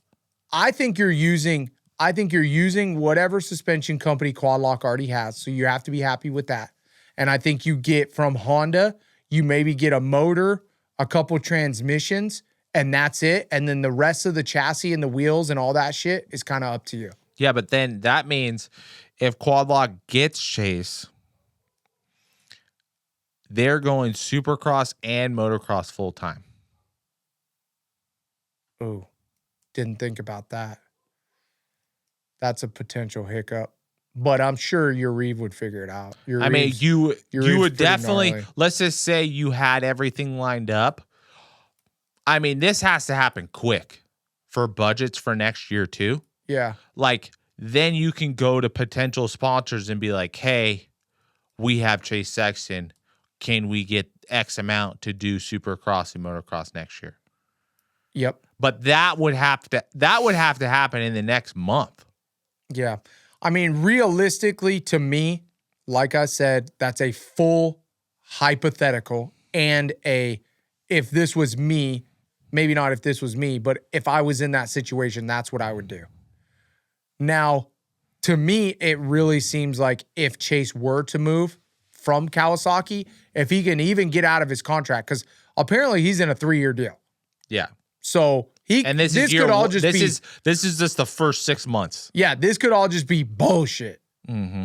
So, but realistically, the number one spot in my eyes is probably Star. Don't you think? I think that's the only, like, I think he was on it at some point, right? He was on a Star bike back in the day. Yeah, super minis. Okay. And I don't even think it was a Star mic. I think it was a GYTR, like triangle Yamaha or whatever something. it was, he was on a Yamaha. Mm-hmm. And I think it makes the most sense to start with a really good bike and a really good team and a really good training program and just go over there and do that. And, you know, it is what it is from there. Yeah. It just sucks again. If you're Chase, do you go and try another new bike? Like you said, after being off of an ACL injury and you're now hopping onto a totally new bike that you have to learn? Or are you going back to a Honda and starting and doing your own potential, your own deal, knowing that that was the best you had? And then too, on top of all that, Bobby, knowing what Bobby does in their program that they have over there, is Chase going to cut off like Peter Park, his trainer, and He stuff has like to. that, and go over, and you just have to fully commit to the Star program? That's what Allie said. That's what Allie from Real Housewives said. Said he potentially said he wanted to train with Swanee. I mean, it'd probably be a lot cheaper. It'd be cheaper and it would probably be better, Be a little bit more efficient through boot camp. right? Mm-hmm. So, All right, let's talk about more Winnebago Whispers. Ty? PC, 5 potential riders next year. Levi Kitchen and locked in. Is it Seth Drew? Hammaker, locked in. No, Seth Hammaker not locked in. Okay, so we want to give a shout out to Michael Lindsay for this information from Vital. These next few things are stuff we learned about Vital, and we're going to try to give you some more insight on what's going on. So 5 riders possible at PC. Levi Kitchen signed. I think Drew Adams signed. Mm-hmm. Seth Hammaker not signed yet, but supposed to be signed. Nick Romano, Enzo Timmerman, potentials. After this weekend with Enzo, I don't know. He got hurt again or something. I don't know if he's hurt again. Yeah, he was laying on the ground. And there's medics. Nick Romano didn't have a good showing, but supposedly Max Anstey and Nate Thrasher, Potential riders that they're looking at. So, yeah. Well, I didn't even think they were going to be on the table. I didn't either. You know? Especially, I thought Nate Thrasher was just going to ride for Star for life. Yeah, I mean, wins 1 or 2 races a year and then hopefully figures it out one year. Yep. Let's see. So possibly a 5th rider at PC, which would be cool to see. Barx Yamaha. More than likely, if the 5th rider happens, then that's going to be Enzo. Most likely Enzo, but possibly Max Anstey or Thrasher. I thought that was a potential. Is that Romano's replacement spot? Yeah, that's what I understood of. Was like the 4 spot was like a for sure spot of like a full-time racer, and then the 5th stop was Enzo, and they're gonna kind of have him in and out depending on his preparation. Yeah. Barx Yamaha full-time Husky next year, going to be supposedly the factory Husky team. Well, factory supported. Yes. Jalik supposedly talking to PC, but also talking to Beta. As a Beta potential 250 team. Yeah. And then Barsha possibly to Club MX or Or I guess if Chase Sexton doesn't stay, if maybe Kawasaki, would that happen? You think? God, there's so many moving parts. You just don't know. Hey, he's going to be off at Ducati?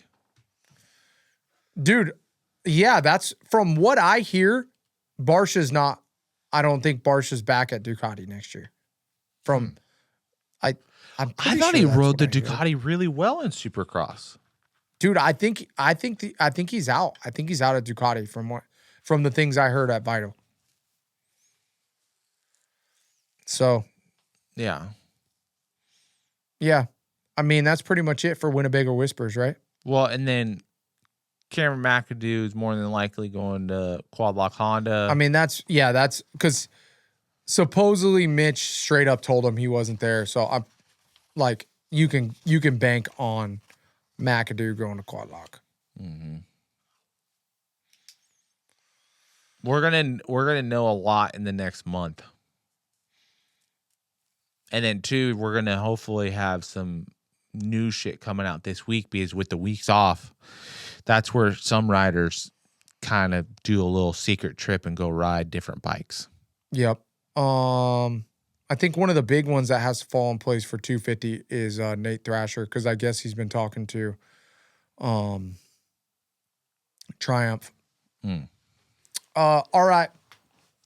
Moving on. Last segment of the show brought to you by... Oh, what I was actually pretty amazed about, too, was that it seems like Austin Forkner is out. Yeah, Austin and Casey Cochran are ex-Nade right now. Free agents. Like straight like MX6, hopefully. Hopefully. Damn, that's crazy. Isn't it? Mm-hmm. I mean, that is crazy. All right, let's move on. Last segment of the show, predictions. These are your predictions for Red Bud. We are going to have a week off. Wah, wah. We're going to have a week off, and then we'll be back for the celebration of America at Red Bud. Let's go. All right, Ty, 250. Top 5. Let's hear him, bro. 250 top 5 at Red Bud? Yep. Fuck. Come on, bro. I'm going to go Joe Shimoda, 1. Oh, I like it. I think Joe's won there before as well. He won last year. Okay. Great prediction. Great job. Levi Kitchen, 2nd. Oh, okay. Cole Davies, 3rd. Oh, so you're putting him on the podium. Yep. Okay. Juju Bomer, 4th. Okay. And then if Seth Hammaker is back, he's going to be 5th. But if he's not back, then it's going to be Nicholas Romano. I like that. All right. 450. Jett 1. Hayden 2.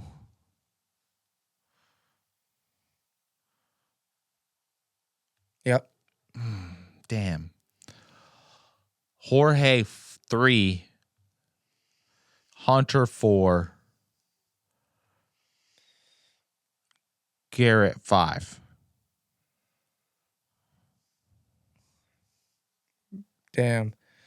You just don't believe in my boy Hunter, huh? I just think he's going to have a bad moto there for some reason. I've seen him wad up quite a bit there at Red Bud. Are you sure? Mm-hmm. I feel like you just spit out bullshit sometimes. I'm trying to see last year's results. That helps me a lot. Can you find them? Yeah. Okay. What are your picks? 250s.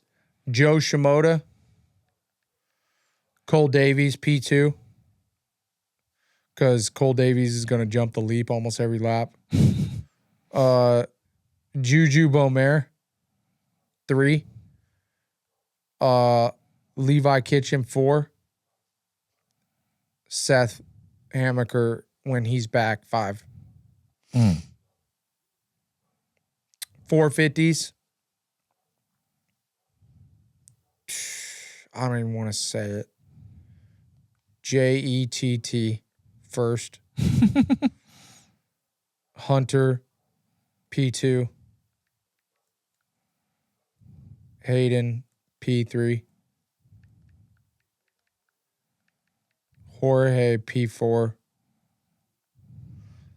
Garrett, P5. No. I'm going to actually go AP, P4. Garrett, P5. Even though I know that's not going to be it. Jorge's going to be in there somewhere. Gosh. Am I going same results? I'm going to go same results as this weekend. I'm going to go Jorge, P4. Damn. AP, P5. What? I'm Did gonna Hunter put, win last year? I'm going to put Hunter 2. Why? Well, Jett went 1-1 last year, and then Hunter went 2-3. You already did it. You put Hunter in the 4 spot. Bro, you've been waffling every position. Where do you want him? I just want him 2. Everybody just bumps down 1. Okay, so Hunter, Hayden, Jorge. So pretty much we're just saying the 5th spot is either AP or Garrett, Mm-hmm. which sounds about right? Yeah. All right. Let's read the predictions. These are your predictions for Red Bud. July 4th weekend. 250, Joe Shimoda. First place. Second place, Levi Kitchen, Cole Davies, Juju Beaumer, Seth Hammaker if he's back, Nick Romano if he's not back. Those are Uncle Ty's 250 predictions. 450, Jett Lawrence, 1-1. Hunter, 2 spot. Hayden Deegan, 3 spot. Jorge, 4 spot. Garrett Marchbanks, 5th spot. In the 250 class, Joe Shimoda first, Cole Davies second, Juju Beaumer third, Levi Kitchen 4th, Seth Hammaker 5th. He's going to be back. 450s. I'm going to waffle again. I love AP, but first, Jett. Second, Hunter. Third, Hayden. 4th, Jorge. 5th, I'm going to go with you, Garrett Marchbanks. Our boy's just on an upward trend. Yes, he is. He's doing it. All right, that's your predictions for Red Bud. I think those are pretty solid, especially now that we kind of know what's going on. All right, let's finish out the show. Weight loss challenge, broski. Yeah. Where you at? My weight stayed the same, supposedly. I thought I lost a couple pounds, but I guess I was 265 last week. But I feel like everything's kind of like settling in. So you lost 1 pound. I did. Okay. So what are you at right now? 265. Then you didn't lose a pound. I thought you were 265 last week. I don't know. Did you write it down?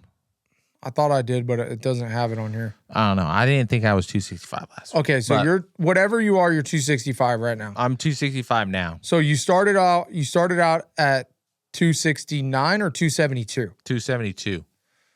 Okay. Okay. No, you said you were 268, so you did lose a couple pounds. Last week. Yeah. There we go. That's what I thought. 268. So you're down to 265. Yes. Okay. That's what I thought. I thought I was at 268 last week. Yeah. I lost 1 pound, 274. Kind of bummed about it. But we are down. I'm down 5 pounds. You're down 7. There we go. Yep. You're down 7. I'm down 5. All right. 2. Okay. Weight loss challenge. Weight loss challenge sucks. I'm already over it. Oh my God, dude. Stop being such a pussy. I'm over it. Because now it sucks because I've kind of like settled in and I'm eating the foods that I need to eat, but I'm eating too much of it. And that's like, Well, that's where I've been logging my food every day now I'm just eating on my too much calorie food. counter. So now I just been like, at night, I'm usually left with probably like 300 or 400 calories. What's like basically what I knew what I was doing wrong was like late night snacking. Yeah. So now I'm just trying to like eat like a couple hundred calories, drink a whole bunch of water, so I get that like not empty feel, and then be like, and then just look forward to breakfast in the morning. Be like, I'm gonna go to bed right now so I can make a sick ass breakfast tomorrow. Yeah. Yep. So I just got to eat that's less. where I'm at. I just got to eat less food. That's what it comes down to. I'm eating good and I feel a lot better. Like I definitely feel like just more even throughout the day, but I just got to eat less food, which sucks. Everybody hates eating less food. Well, if you don't want Or to eat not. less, you can train more. Yeah, but unfortunately, I don't You have know, that. with all that time you got. Yeah, I don't have the ability to do that at the moment. All right, yeah, sweet. That's the show. Any life updates, Ty? You caught a salmon this weekend with Pops that was smaller than the trout you catch at. I caught another salmon, but a seal ate it. It was about 20 pounds. Typical. I got the head of it. Typical Yeah. salmon fishing. Uh-huh. The salmon are there for some reason. The Seals are always effing there. seals are there, dude. Mm-hmm. Why is that? Because of bait, bro. Because everybody is, dude. There was humpback whales out there. There was dolphins. There was freaking seals. It's all has to do with the sardines, bro, or the chovies. The chovies are up in Morro Bay thick right now. So, no, but it was a really good day. I haven't gone fishing with Pops in a long time, so I'm glad I got to see him and got to do that for a little bit. Yep. Celebrate a little Father's Day action. Cool. Exactly. All right, y'all. Well, I hope you guys had a beautiful Father's Day weekend. Another great race at High Point. If you haven't, please, you guys, just hit the subscribe button. If you're still here and you're not subscribed, what are you doing? Please hit the subscribe button. Like I said, we have some really great sponsors: Twisted Tea, Dirt Trick Sprockets, Sam Benson Racing, Guts Racing, and Dylan Young Enterprises. Those guys support us, but they support us because they're getting advertisement out of the show, and they like us, and they want to be a part of this thing. And the way they get advertisement out of the show is to see this thing growing, see the views, see you guys subscribing, and seeing this thing move up the totem pole. So we need you guys to like, subscribe, boost it up, whatever you can on the YouTube page. Tell your grandma, aunt, uncle, brother, sister, cousin, your best friend, your kind of friend, somebody you know that's into moto. Tell them all about Track Talkers. We love you guys so much. You guys are our family. We appreciate you guys watching every single week. You're amazing. Thank you for all the comments, good and bad. We love the constructive criticism. We love your guys' thoughts. We want to be here for you guys too. We're the moto community. We're like, I feel like I want to be, Ty, like part of the group chat. Like it's almost like the Track Talkers group chat when you're in the YouTube channel. For sure. So, yeah, comment your thoughts. You know, we love them all, no matter good or bad. Even if you hate Hayden Deegan, I still love it because I get to piss you off or say something back, and then you say something back to me. That's what it's really all about. It's about bullshitting with your buddies. That's why we started Track Talkers. Yeah, like I said, one more time, we appreciate you guys, and we'll see you after Redbud. Peace.